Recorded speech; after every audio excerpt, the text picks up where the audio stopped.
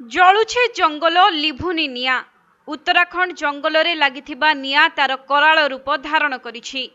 एहा संस्पर्शरे आसी 5 जन जीवंत दग्ध होइथिबा बेले हजार हजार वन्यप्राणी जळी पाउंस होई जाइछन्ति। आउ ए पर्यंत पाखापाखी 1100 हेक्टर जंगल निआं मुहकु चली जाइछि।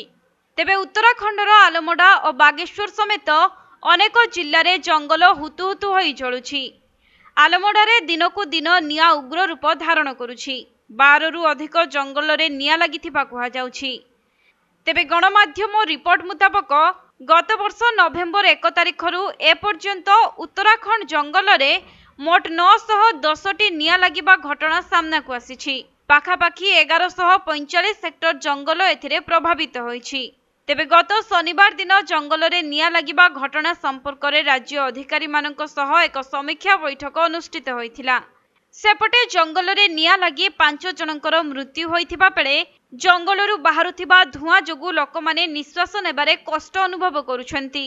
जंगल विभागर तथ्य अनुसार वनाग्नि संस्पर्श रे आसी उत्तरकाशी वन डिविजन रो 19.5 हेक्टर जंगल पड़ी पाउंस होई जाइछि। तेबे वर्तमान आश्वस्तिकर कथा हेउछि राज्य रे मे 8 तारिख पर्यंत वर्षा हेबार संभावना रहिछि एवं मे 11 तारिख रु एहा बढ़ी पारे मध्य, जहा द्वारा जंगल रे लागिथिबा निआं लिभिबारे एहा साहाय्य करिबो बोली समस्ते आशा करुछन्ति।